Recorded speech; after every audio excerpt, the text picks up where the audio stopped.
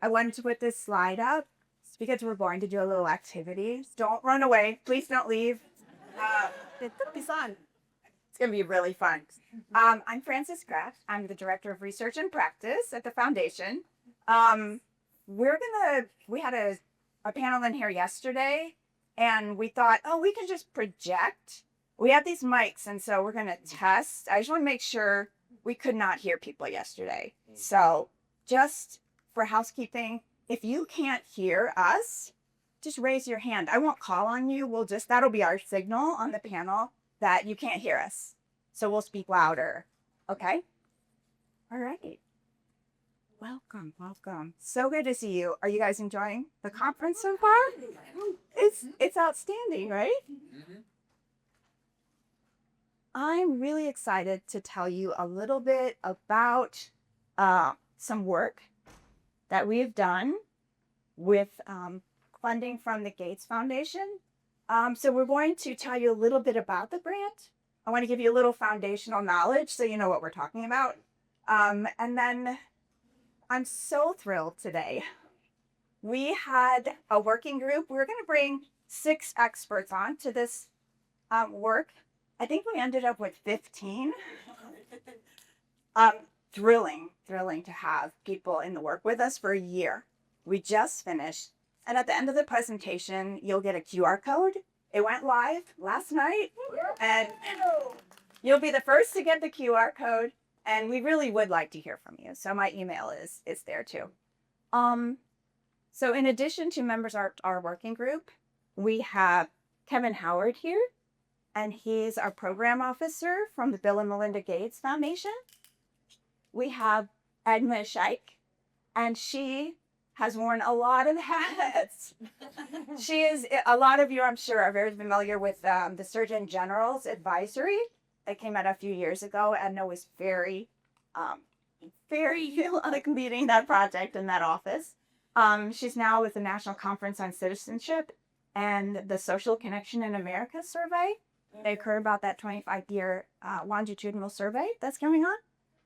Dr. Danielle Varda, she is the CEO of Visible Network Labs. She does a lot of network mapping. She's also on a school board and running for Colorado House of Representatives.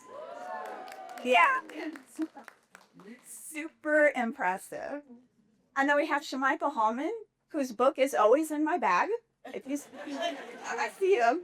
He's the director of Civic Health and Economic Impact at the Urban Libraries Council, and he is author of Meet Me at the Library. If you have not read it, get your copy. So I had this up here when you guys arrived because I wanted you to have a little bit of thinking time. I used to teach 5th grade, so I know about thinking time. This is how you'll hear a little bit more about the project and how I got to go to 6 communities with our team.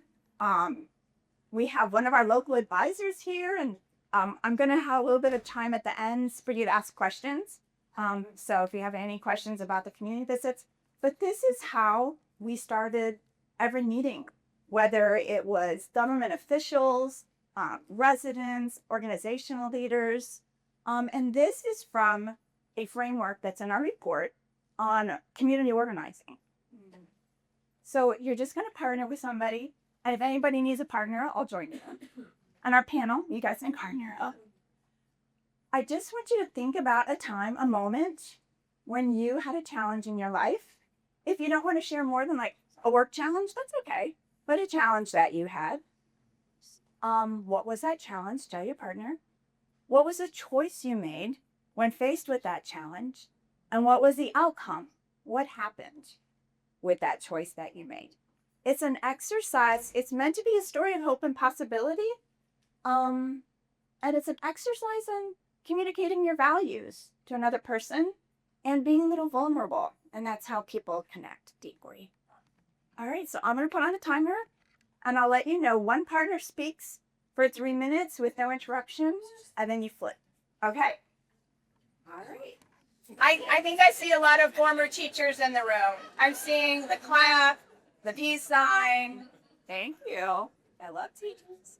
I'll come with the mic if anybody would just like to share, share stories, but what was that like for you? Love to know. I see smiles. I'll share. Yes. So we didn't really follow instructions very well. And I'll say that there's so many challenges in the world today, and it's very hard to define a choice or a hope and possibilities. And I think articulating in choice and what is the hope and possibility is not, sort of the 3-minute conversation. It's a much longer conversation than 3 minutes to look for hope and possibility. Sorry. I'm done. Anybody else? Is that their reflection? Yes, thank you. Hold it real close. We had a great conversation. I think it was really unique. We were a trio. All three of us had like similar contours in our story, and all were respectfully adjusted. Aaron, did you somebody? Yeah, I can like get Abby both to share different aspects of really feeling challenged and moving towards like empowering other people. And also I talked about how recently being a part of this community has like empowered me to make some small changes in my life that have had a really big impact. That's been amazing. Easier. Anybody else? One last comment? Okay. Oh, yeah. Yeah. Ace. From me, what was this like? Well, I think it was really fun to connect with AJ because we've known each other for a bit, but just having the experience to dive a bit deeper and learn more about like what someone's journey is like and what's actually been going on with them, I think is really powerful. And then also for me as a recipient, like the challenge that I share is something that is it's not something that I feel like a lot of folks can really hold space for, which AJ did a lovely job with. Anyone who wants to be heard, like AJ's a great listener. So that I think was really powerful too, and just to be in this space with someone else that like gets you or hears you on a certain level, I think is really powerful. AJ, do you want to respond? It's great to hear people's stories. Just like, I think you set this up so nicely from the beginning, saying you can't really connect unless you have this authentic sharing of, this is a thing that I hold deeply and I care about, or that I'm facing in my life. Like, if we don't know that about one another, then we can't really know the other person. Thank you all for sharing. AJ, you and Tony like make this an especially great point that this is a technique used in movement building, right? It's how to people bond. We're talking about social capital today. We're talking about bridging social capital. How do you have the power to go out and bond with someone? This is like a recipe, right? So thanks for participating. I know whenever we start this in a big group, it's like, oh God, what do I have to do here? But thank you for thinking. Actually, this is a quote from AJ. I have been using it everywhere. I'm embarrassing him constantly, but I think this is so pertinent. Yeah. Humility, like in buckets. For any movement to be truly effective, its stakeholders must have strong connections with one another, a personal sense of belonging to the city, and an earnest belief that their well-being is bound up with the well-being of their fellow citizens. I think this work, thank you, AJ. It's so beautifully said. And so, because the foundation, everything we do is grounded in evidence, I do want to take a couple of minutes to share with you a little bit about this project. And unlike you, I can't wait to get to the panel, but I do want to give you a little bit of a grounding here in what we did. So as I said earlier, it's the culmination of a year-long project. We were looking at this connection between social capital, economic mobility, and the importance of investing in neighborhood third places. And I have a few definitions on the next slide. But third places are really anywhere that's not home or work, right? Libraries, parks, the sidewalk, places where you can connect with others. So in particular, we looked at this as an opportunity to support local government with how do they invest in infrastructure, right? In social infrastructure. And as you know, it's all about social connection, right? How do people connect with one another? So just a few definitions here. I'm not going to read them all out, but you can glance up there just to, what we are talking about today. But it's really about networks, right? I'm going to give you a quick example. I said earlier I used to teach 5th grade. I went into teaching very late in life because in my community, there were enormous disparities in outcomes for kids by race and income. And, our community there was a lot going on. It was very heated. And I didn't know a thing about education except my parents, my grandparents had all been teachers. And I swore I'd never be one. What I found was that it was so much about social capital and agency, right? Which families could get what they needed, who was connected, who knew they could walk into a school and get what their child needed instead of being afraid or not having a friend who could help them out. And a little bit more of the evidence with the foundation, right? So if we are looking specifically at economic mobility, it has generally declined over the past few years. And one of the strongest predictors of upward income mobility with people with low socioeconomic status is the share of friends they have with high SES. And if you know the work of Raj Chetty, that's everywhere these days, but that's connected to his work. There's also this, it's just the state of society. There are fewer people who are engaged. If you've seen Join or Die, you've seen Robert Putnam's movie, people don't belong to clubs. Fewer people are connected to a religious group. So that's another place where networks aren't forming, right? And then growing these relationships contributes to an individual's social capital. So it's especially important in underserved communities to make spaces for this connection to happen. Like I said, we went to these 6 communities. We created a framework, which I'll share with you very briefly. And we just wanted to ask them, the government, the residents, organizational leaders, what do you think of this? This is what we're saying is our theory of change. To go instead of like basic financial investment in like the built environment, transportation, technology, what if you also add these 4 components with intentionality in a community, right? Can you get to measurable increases in social capital? So how many of you work in your community increasing connection? You're on the ground, you're working with people across your community. Okay, so we're speaking directly to you. So we're saying people in your community need voice. They need power. Where does that happen? It happens through connection. Where can it happen? In third places, right? So we should be supporting, the community should be supporting not only those third places, but what happens in those third places. If you work in community, you probably know this well. There are lots of organizations. Maybe they're not working together, right? How much more could be done if they were aligned and the people in those organizations knew each other? Connecting all of these relationships to create social infrastructure across a community. And then this last piece is so important, and we really went deep in our communities, but equitable and aligned policies. How does system change really happen?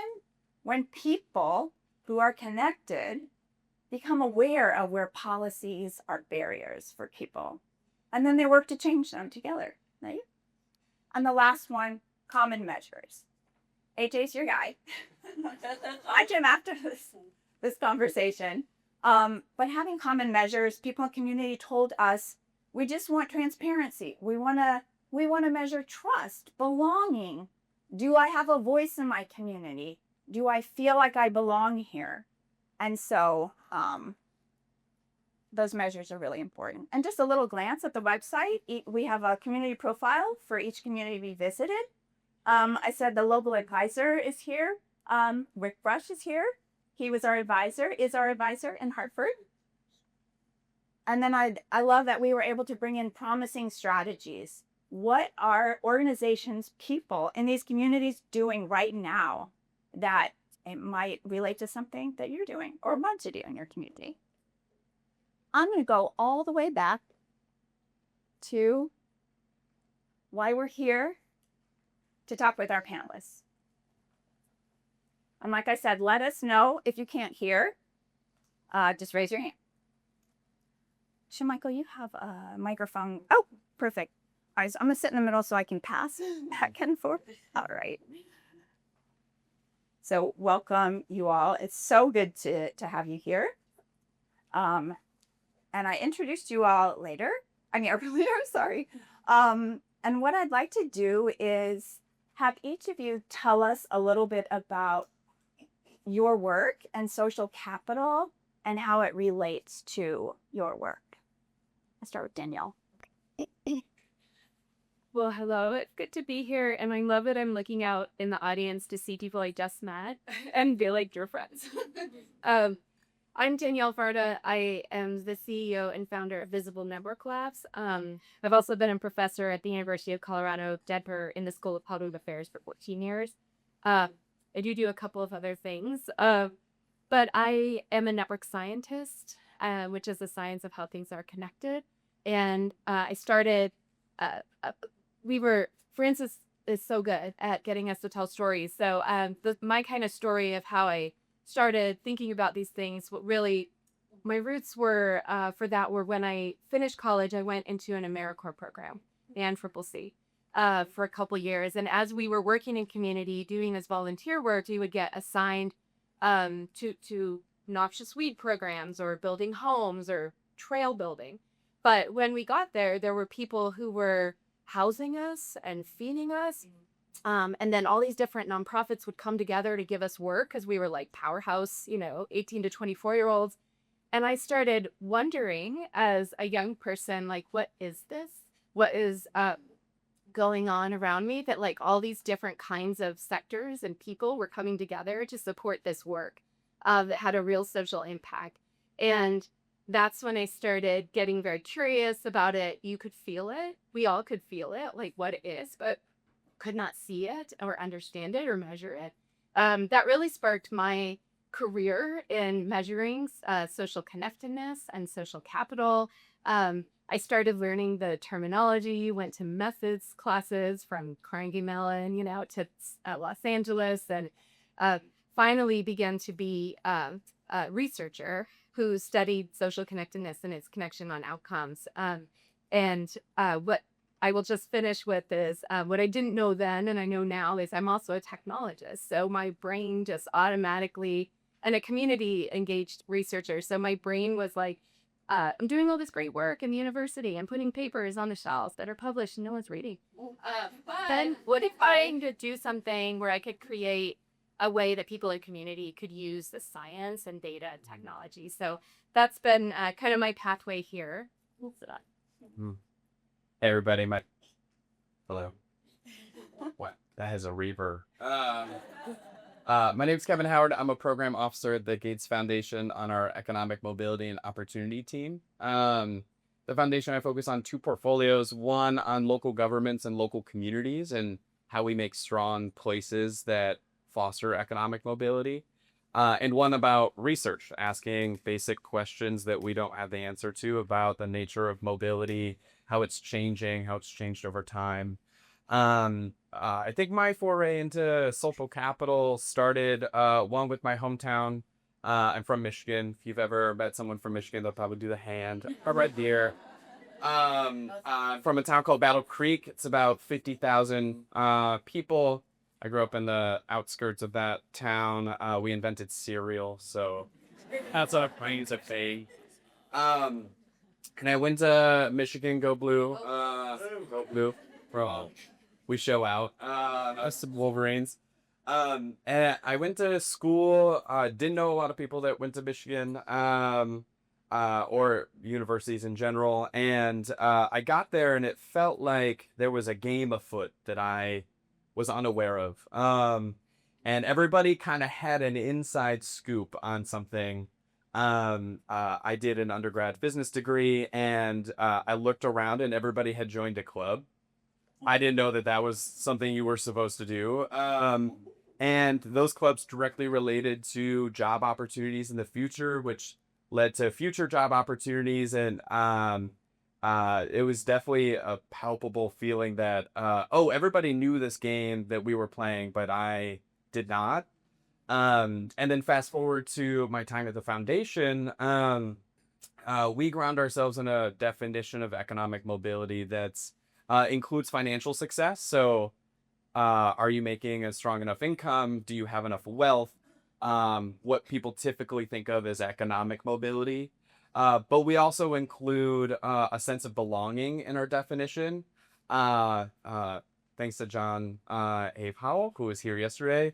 And then a sense of autonomy. Can you have the autonomy to make life decisions that are best for you? And social capital is integral to all three of those prongs. So excited to be here with you all today and to dig into that. I've talked to them. It's never enough. Hi, everybody. I'm Edna Ishayik. It's great to be here. And thank you, Francis, for putting this together. I come to social connection generally from the civic engagement space, and social capital in particular from the civic engagement space. And the sort of road I took was something like this. I worked with a lot of organizations that wanted to get more people to take more civic actions. And so while I was at the Obama Foundation and set about to figure out, how do you do that? It turns out you don't just tell them to do those actions.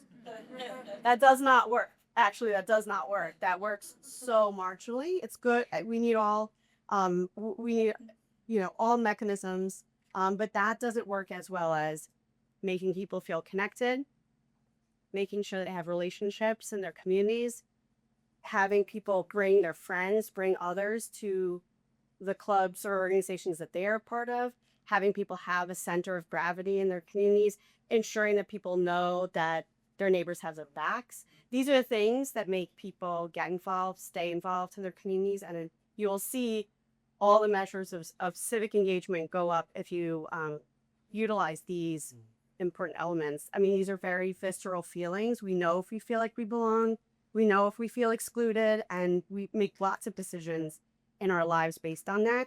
And so the research I did, just overview research, basically showed how tangible these impacts are, not just at the individual level, but at the community level. And the way I say it now is the relationships and spaces and organizations that bring us together, that connect us, are as tangible and real and have outcomes as real as the roads and bridges in our communities. That's how, it's not either or, it's both and they're both that important. I brought some statistics to share with you guys, but I'll save it for later. But that's kind of what brought me to this work, and I'm just so impressed with what, Francis, you have done, and to the Gates Foundation for putting this together. Shamichael, to you. Hey, everyone. That's not a regret. You took the sock to that, Yeah. So I come to this conversation through the lens of public libraries, particularly thinking about the intersections of socioeconomic mixing, civic engagement, economic mobility, and well-being. My journey started with the Met's public library system, the greatest public library system in the country. And I did not have a library background. I'm not a formally trained librarian. I do not have a library science degree. And because of this, I had to not only ask a lot of questions of the librarians who worked within this public library system, but also it's sitting on a journey of talking to and calling library systems throughout the country. The large urban systems, the suburban systems, the rural systems, try to understand how they were doing this work, how they were talking about this work, how they were measuring this work. And so that is my guess. Which was this conversation. Thank you all for getting us started. Shamichael, I'm going to go back to you first. And I honestly do have his book in my bag at all times because Shamichael really led some incredible work in Memphis. And it ties so directly to what we're talking about with this framework about what can happen in a library when you bring people together and you have these opportunities for them to connect. And I was wondering if you could share a little bit with us about what did that look like for people to connect in the library? What were some of the things that your team did? And you talk about transformation all the time. What type of transformation did you see? Well, and I like to say that I co-led the work. I certainly did not lead it. And there were a number of individuals who helped make that work successful. One of those individuals is in the room right now, Bridget Marquis, with rewriting the Pacific Commons. If you haven't met Bridget, you should talk to Bridget. But I think I want to ground this conversation in what is a library, right? Because I feel like when all of us hear the word library, a certain thing comes to mind, right? And for some of us, that is very book heavy. The library was this place that I went to escape from the world. I grabbed the book. I went to this quiet place, and it was just kind of my library joy, right? Over the last couple of years, I've met and talked with a number of library leaders who were on the opposite ends of that spectrum, who say the library is more than books. And they went into all the things that libraries do now, the maker spaces, they added co-working spaces, lots of technology, these sorts of things. And I think where I have landed is not a more than books, and not just a books only, but a books and more. I think that's a really important framing because it keeps books front and center, right? That literacy and the freedom to read, intellectual inquiry are very important, particularly in this moment. That you should be able to walk inside a library and see a range of materials written from a range of perspectives that might challenge how you think about a thing, and that actually is the library doing what it's supposed to do, right? But then also that the library is, because it is an ever-evolving institution, because it is rooted in the community, it is saying that, oh, there are other things that we need to provide access to, right? That there are technology that we need to be able to provide access to. And so when I talk about the library, I'm talking about this all-encompassing institution that is rooted in literacy, but that it's also looking for many other ways to meet community needs. Now, the Memphis story, I think, is a prime example of that, right? Memphis is this really amazing city that is filled with beauty and creativity and grit and innovation. And the library, in some ways, plays a story in that, but there was an opportunity for the library to dig even more into that. And I think that is the story of Casa Library, right? That as we were talking to people in the community, we recognized that there were these very innovative individuals, there were these very creative folks who were just looking for a break. They were looking for an opportunity to break through, right? And Memphis, I think also for all of its really amazing attributes, is a place of poverty, is a place where there are challenges, right? And so what I saw, and what I continue to see, is the library being a place not only of social connection, because it is true that I think for most libraries in your community, that the library may be the only place where people from all walks of life can actually, the only indoor place where people can actually show up, right? Regardless of where they slept, regardless of their education level, regardless of their income level. They think that you can just show up, right? It doesn't always happen, but it is a place where that can happen. And so there is really amazing connection that's happening here. One of the things that we tried to do in Memphis, I think that we did do in Memphis, was to say, okay, hey, we can take the library's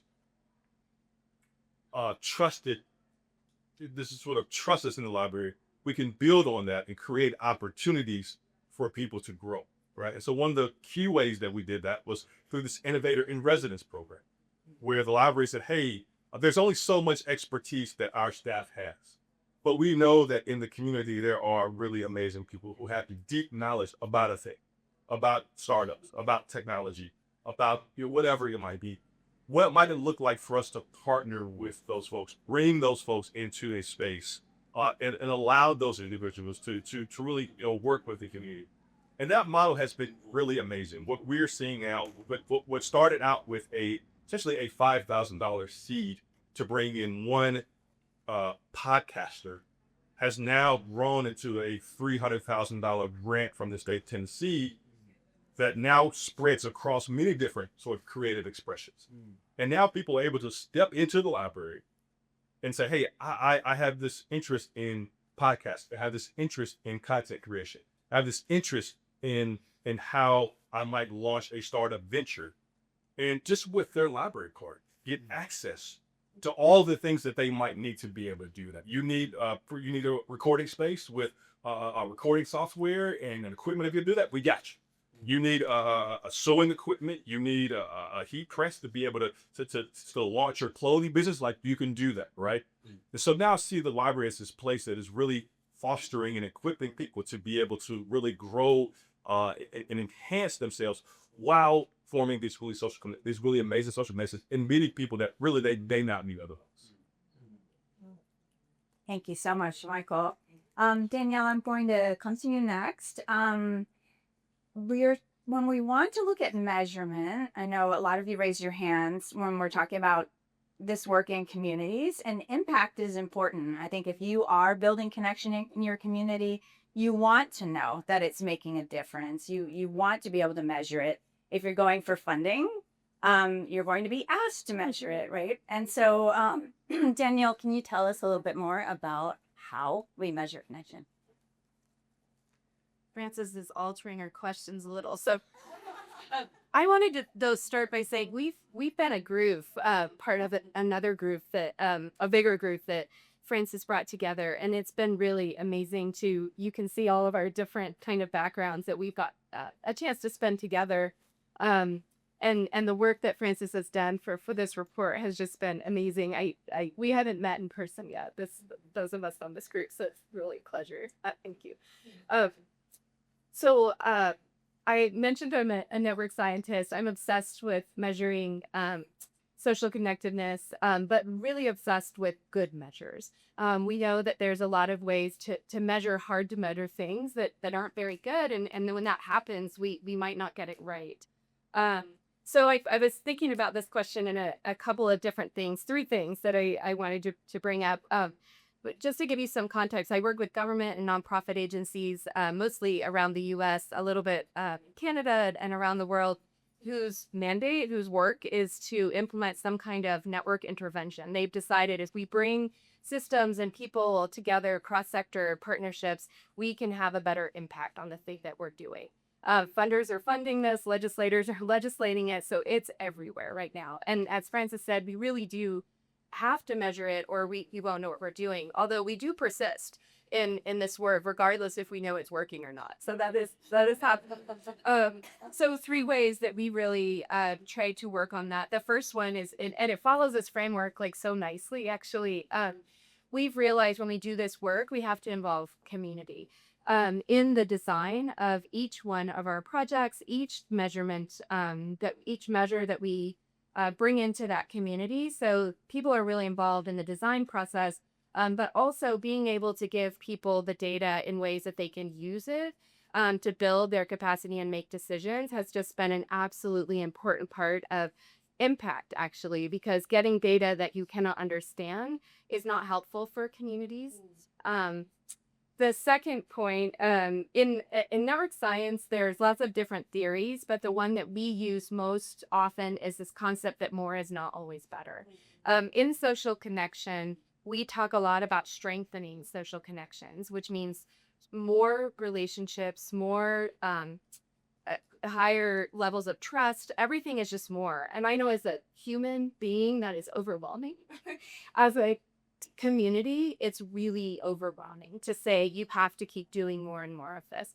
So we really hold on to this concept that more is not always better. And I can tell you the first thing that our communities feel is relief.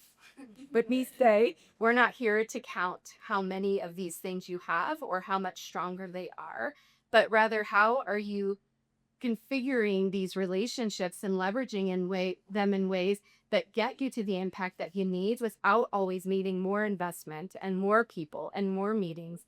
And none of us can handle more of this all of the time. So this is, I think, a really important part of impact. Towards that end, we do measure belonging and isolation and loneliness, but we also measure adverse social connectedness. And what happened for us is we were doing interviews with parents of children with special health care and developmental needs. And we were asking them about their social support networks and how do they navigate systems. And the thing is, they had tons of connections. These parents would talk about being connected to lots of nodes in their networks and family members surrounded by people. And yet surrounded by people that they're not able, that they don't trust to help them when they need it, but highly dependent on.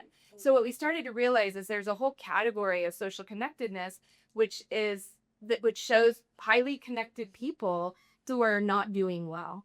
And this happens in healthcare. Our providers look at highly connected people and think they're doing well. But what we do know is that adverse social connectedness can actually be as difficult and challenging for people. And we teach kids, have more friends, be more popular, all of these kind of things that tell us social connectedness has to do with more. So I at my table yesterday, I admitted I'm kind of a pessimist. I'm kind of just like pessimistic. We do need social connection, and we need to have lots of strong connections, but it's okay if you go. So that's one of the second ways we're really trying to focus on that kind of measurement. And the last thing I would just say is I mentioned I'm a technologist, but today on the panel, I thought one of the smartest things was to hear was that we can really use technology to discover this. We have this one app that allows people to draw their social support system. But I will tell you, when we hand the tablet to someone, you would see their body lean in. And so they actually physically lean into a technology where if we ask the same questions verbally, you will see people pull back. So we do this with kids. We do a lot with the Annie Casey Foundation on Youth Social Connectedness. And we try to think of tech as a good way to have red flags come up. So that's just another way that we have been trying to experiment with meeting people where they are, which is in their phones. We all are. It's not kids. It's all of us. So yeah, so I think in terms of a combination of things that we can use to really understand impact, I think it takes us questioning our assumptions and what we think are norms around social connection. We believe really strongly at Visible Network Labs in the democratization of data. So if we take data from community, we believe we should give it back. So any ways that we can be sharing data back with community, in our platform, we actually build features that allow the user to share when they are ready and when it's allowable. So I just encourage all those things to come together. Impact means people have data in their hands. Data's power, and people need to have that in order to make that change. Thank you, Danielle. Wonderful. Kevin, you're next. I'm going to actually read your question. So at the Gates Foundation, you've really helped shape the upward mobility framework, which expands economic mobility beyond income to include belonging and power. How does investing in relationships fit within that broader picture of mobility, and what can local governments or funders do differently and intentionally build relational outcomes? It's a big question. I'll tell you a little bit about our journey as a team and as a foundation in this work. And it started way back in the year 2000 when the foundation started. We focused on education in the U.S. as the primary lever of upward mobility for most people. Fast forward to the Great Recession, we started asking ourselves broader questions about, well, why is this recession so sticky? And why, for some folks, is education not enough? What we did was we did an external learning process called the U.S. Partnership on Mobility from Poverty. And the central question to that was, what would it take to dramatically increase economic mobility? Around the same time, the very famous Ross Chetty research came out, which said if you were born in the 1940s, you had about a 90% chance of being better off than your parents. If you were born in the 1980s, it had dropped to a coin flip. So we were seeing all this data. We were learning with communities. What the U.S. partnership did was it assembled a cross-domain expert panel, including John Howell. And it traveled across the country, and it asked communities, what does economic mobility mean to you? What are the solutions that you're seeing? And that's where we got our three-pronged definition. which again includes financial success, belonging, and autonomy.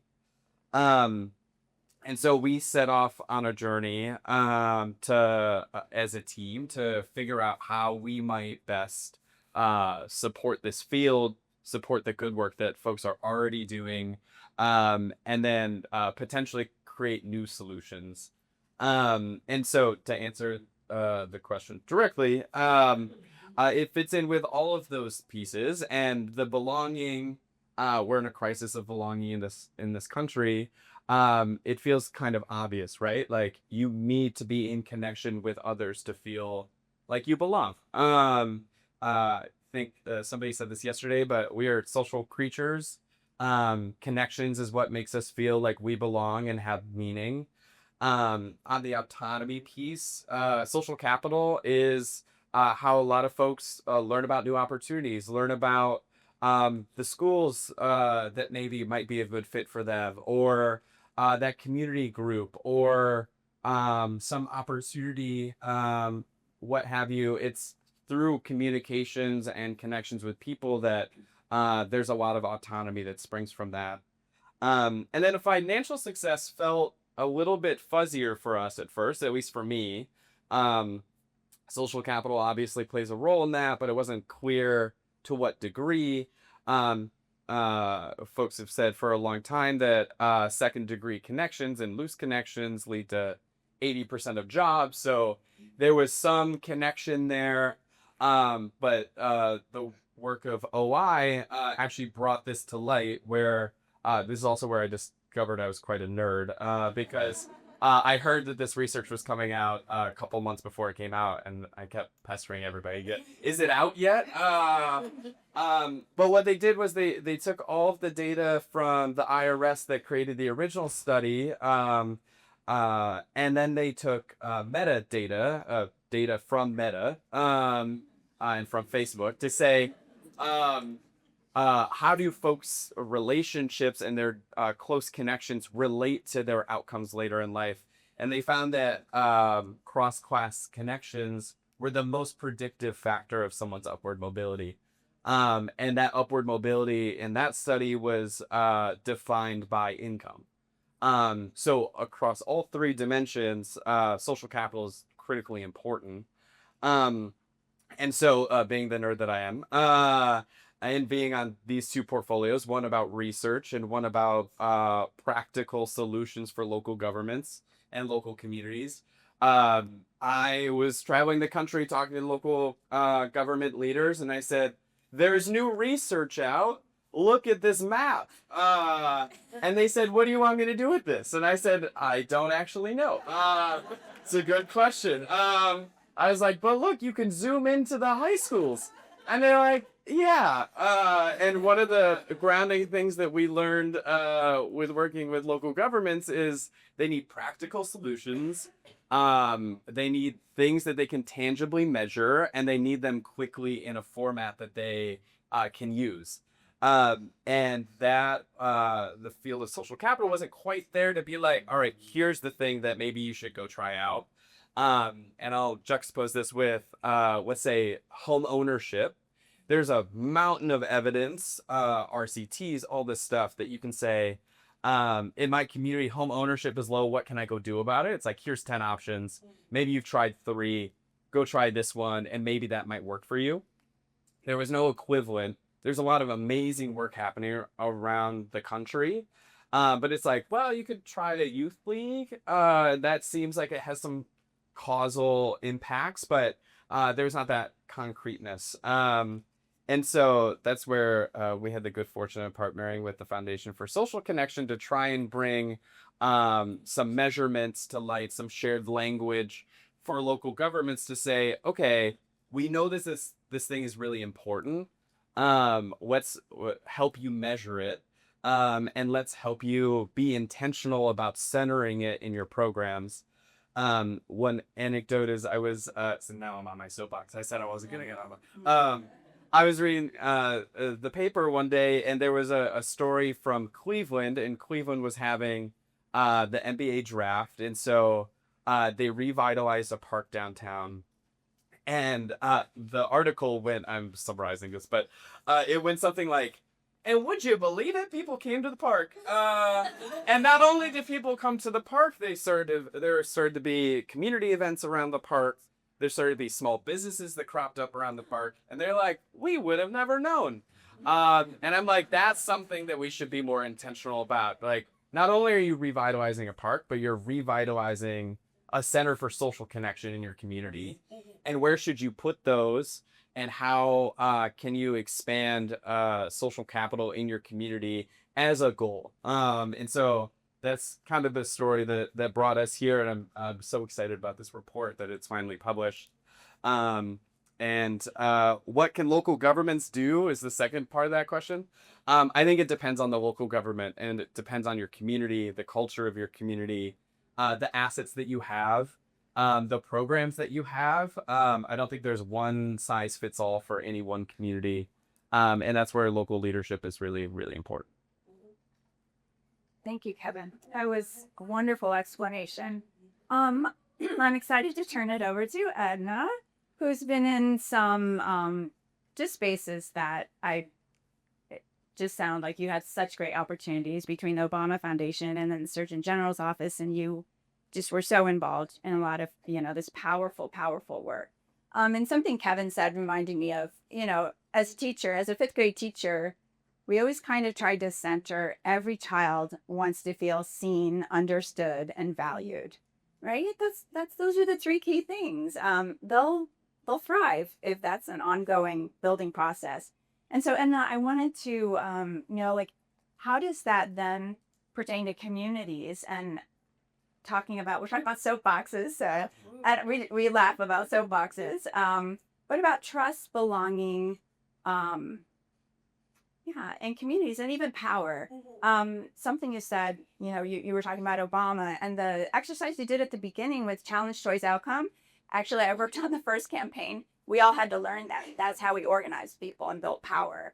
And so you've been deep into that work. And so tell us a little bit about it. Okay, I will. I'll try to keep it brief. I do get on my soapbox. I'll try to half get on it.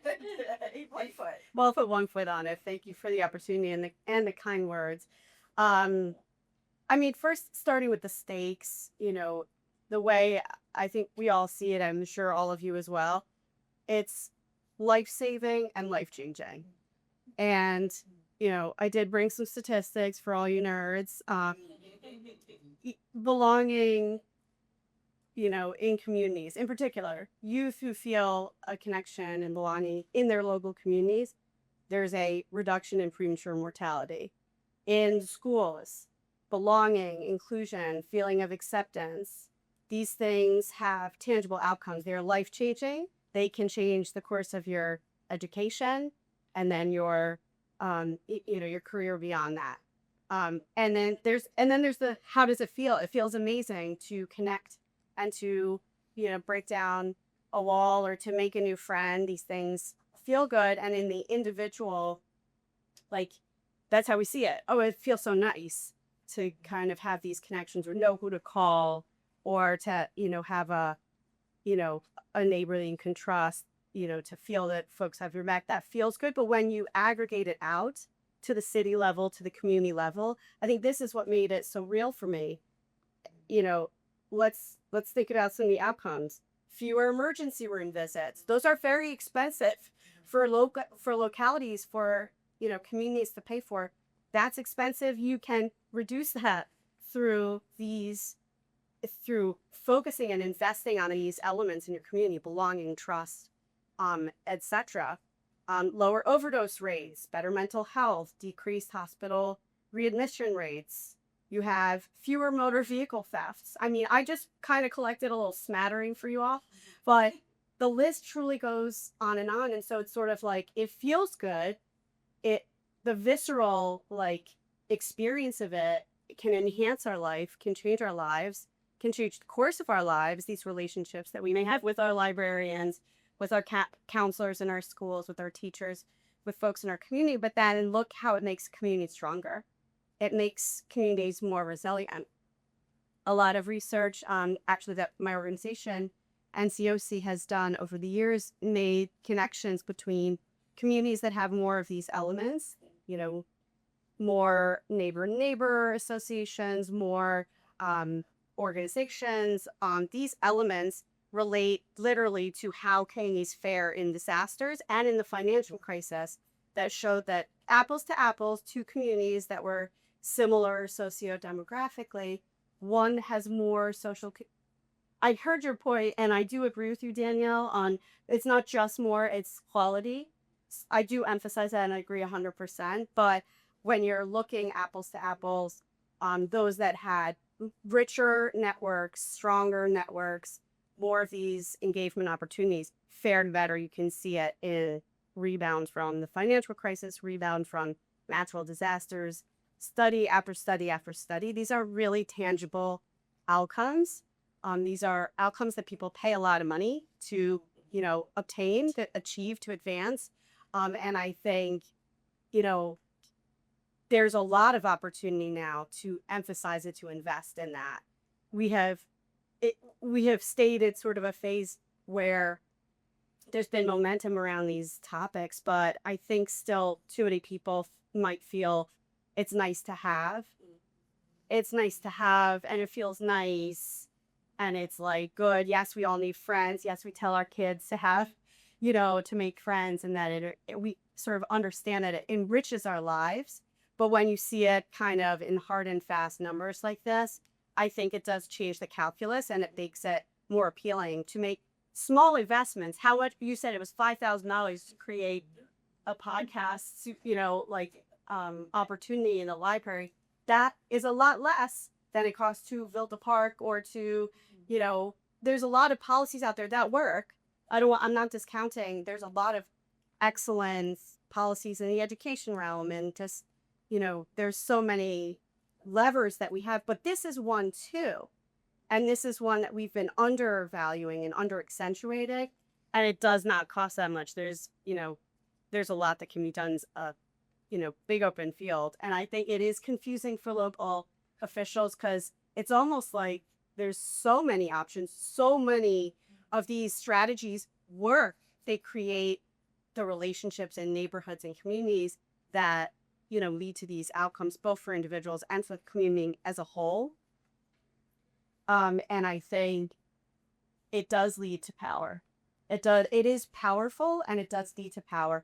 One of the areas of research we looked at for the Surgeon General's advisory, and it was hard. We joked because we had to like take a nap. It was like kind of like melting your brain a little bit. But there's like this cycle that we understand, but when you try to sort of, you know, mince it up, it's confusing. But it's sort of like individuals create connection, neighborhoods feel connection. That has impacts, that has positive benefits. And then there's the way it changes a community. There's the way it changes your government to make it more responsive. There's more people involved. There's more inputs. More perspectives are being heard and inputted into decision making. And that changes the way local governments operate. They're responsive to more, to a wider breadth of their constituents. And that breeds trust. So there's sort of like this flywheel that does take place. And when you try to kind of like bullet point it sort of makes you need to sit down, but it's real, and it changes the course of how community operates and what it provides to its residents. And it starts with people having conversations like the one that you all had at the beginning of this, and getting to know each other in an authentic way, and not sort of as a, you know, as a nice to have. So that's I'll take my 1 foot off my class now. You're lying. Yes, I'm a fan of your soapbox. Thanks so much, Edna. We have 10 minutes left. Teresita, is that correct? I can't believe this flew by. I had no idea what time it was. I was like, do we have time for another question? I wanted to go deep with each of our panelists so that you could really understand where they're coming from and get a sense of what they know so well. I would like to take the last 10 minutes. Are there questions in the room? You know, things that you would like to ask our panelists, and I'll come around with the microphone. Just a show of hands. Like, yeah, oh, fantastic. Okay, I'll start up here. All right, hold the microphone real close. It was right. Especially we're related. I guess sometimes I think about it's almost like social connection is like that was Zempe of Paul's fully, but also it's sometimes squishy. I think from a sort of philanthropy from like a funder perspective or from a policymaker's perspective. Like, how should we as practitioners be navigating that either in passing for funding or trying to get policies or things implemented? Well, there's a saying in philanthropy that you've seen one philanthropy, you've seen one philanthropy. So I can only talk from my experience at this philanthropy, but I think one of the frameworks that we have oriented around is the Stronger Field framework from Bridgespan, which is a wonderful framework about how fields develop. And a couple of things that they say in that is one, a shared knowledge base is really important for a field to grow and thrive. So what are the things that we know and what are the things that we don't know about social capital and how it relates to all of the outcomes that we're seeking. And the evidence base, I think, for this subfield of social capital, if I could call it a subfield, is forming, and we're learning a lot, and I think we're learning a lot rapidly. But that's a critical asset for the field to have. And then as practitioners, as you go to funders, you can tie your programming to that knowledge base that hopefully everybody has agreed upon, or say, here's where I'm fitting into answering this next set of questions. The other thing is shared language and shared measurement. And there's so many different ways to talk about this work.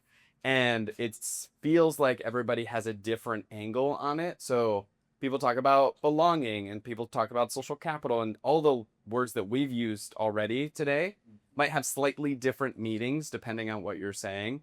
So I think it's a challenge of the field is like, how do we orient around a shared set of language and common measures so that we can all just start to have a conversation around this is what I'm doing, why, and why it's impactful, not only for like the kind of somewhat fuzzy feeling of like, we want people to have friends, but like also, and we know that when they have friends, these 10 things are going to go right in their life. So, or they have a better chance of going right. Anything, Ball? Okay. I was. So I'm just gonna ask. I mean, coming from the plenary into here, basically everything you guys talked about, and I'm like, this is face to face. You need somebody to pick up your child. You need to understand like the groups on the ground about that teacher. You need to understand like all of these different things. Like you need resources to doing podcasts. And I guess I don't have like a specific question formulated, but I'm just like, how do we make sure that what you guys are talking about is, I feel like sometimes we're like, how do we optimize AI for social connection? But it's like, well, if face-to-face, human-to-human matters. And I was just hoping maybe for you guys to talk a little bit about that. I think we have to invest in place. We heard this yesterday. Kev just mentioned it, right? That we have to invest in these local places, right? And I hope I'm one of the biggest, if not the biggest library advocate that you will come across. Now, I'm saying that it's not just libraries; it is also parks and community centers and waterfronts and plazas, right? All these places that Bridget talks about in her work. And I believe these places should be beautiful places, right? We should invest in these places. They should be places that inspire joy, that ignite collaboration and connection. These places should be amazing. And this is not uncommon. If we go back and look at the libraries that Andrew Carnegie did, these were nice libraries. Yeah. Like they were beautiful places, right?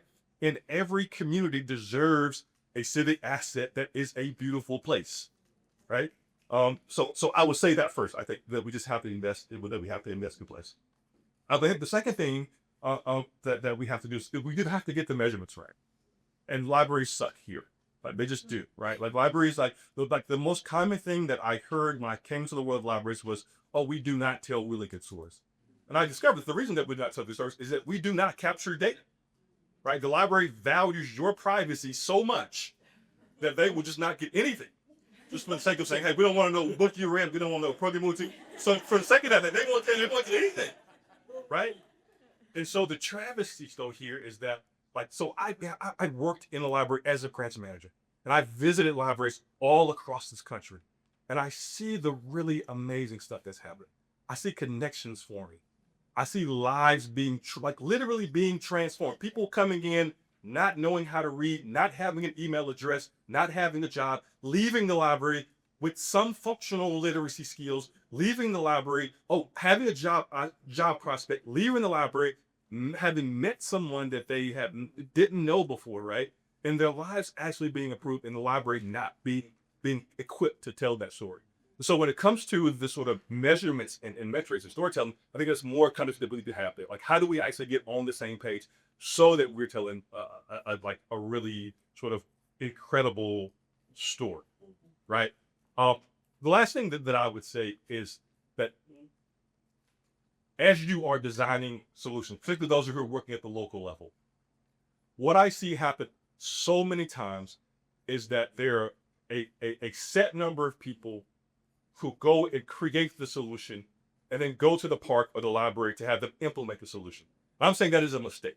I'm saying that you should bring in these people these organizations, these civic assets that have the capacity to bring together a wide variety of people, that those people should be at the table when you are building the solution, not after you've done your brainstorms. Oh, hey, we know what we want you to do. No. Bring them in now. So for those of you who are at the local level, who are in philanthropy, who are in local government, who are in nonprofit organizations, and you're trying to figure out what do we do to enhance our community right now, I'm saying that when you get back home, first thing you should do is call the parks director, call the library director, call all those other people that are doing their really amazing work. Start having conversations that are connected and not siloed. Thank you, Shamichael. We have less than 5 minutes, and so please send your questions in. We've got the QR code. Please send questions in, and we'll connect you, with our panelists. I'm making that promise, but we'll get you answers to your questions. So I'm just going to put that out there. In the just very, very couple of minutes that we have left, can we just have each of you close with just like one sentence or two? This is a big question for one sentence or two, but what gives you hope right now? Is there something that gives you hope with everything that's going on? See, so also my table yesterday, I was like, I like this pessimist, but okay, I'm just gonna answer with something else. I guess it's a little hopeful, but okay. What we're seeing right now is a dismantling of a lot of systems that we spent decades building around community connection, networks, and that kind of stuff. We have been inundated in my company with requests for capturing it, like telling its story. Our digital equity team just lost in Colorado its whole grant, and they came to us and said, real quick, could you just track everyone who's doing everything so that when we can pick this band up, we have a record of it. So it's not that hopeful of a response. And on the other hand, I guess my hope is let's capture these stories while we can. Let's not forget what we have spent so many years and dollars and time building, because we will hopefully get to pick that back up in maybe 3 years or 2 years. There's up tight there, but I have hope that we will be able to rebuild this social infrastructure because we have done such a good job doing it up to this point. I have the good fortune in this job to travel across the country and visit communities.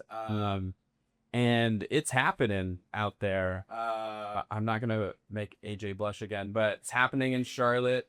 It's happening in Philly. It's happening in Tucson, Morgan Hill, Dubuque. Like, communities are coming together and saying, we're lonely. Economic mobility is declining. Like, what are we going to do about it in our community? Check out the Opportunity Compass 2.0 that launched yesterday. But people are coming together and planning together as communities. And so that gives me a lot of hope that I'm going to say a Robert Putnam thing in my 2 minutes. In his book, The Upswing, he said, in the early 20th century. We're in a very similar place to where we are right now as a country. And the answer came from local communities, and I'm starting to see the seeds of that across the country, which is very exciting and hopeful. Love a Bob Putnam quote. I have two. One is with my organization NCOC, you look at census data and AmeriCorps data, as I said, it tracks civic behaviors. It tracks what are people doing, which is not a full picture of civic health and social connection in communities, but it's an indicator. And those numbers have bounced back largely since the pandemic. He took a big hit and are coming back, and that is hopeful. Hopefully, that is a demonstration of what you're seeing. That's sort of an indicator of people coming back together and realizing that they want to be part of something, or they want to be part of something local.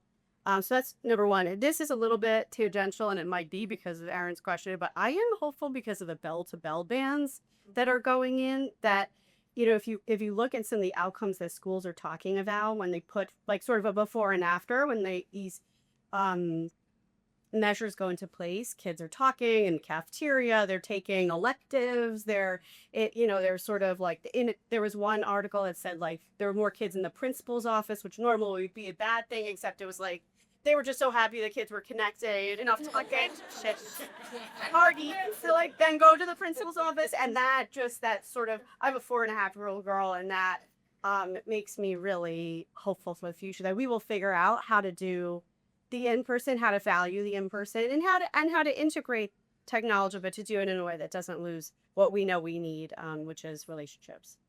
Shamichael, you're going to close us out. We're moving over time. Thank you for being patient before you close us out with your hopeful comment. Thank you all. Thank you for the last year. Thank you for saying, very grateful.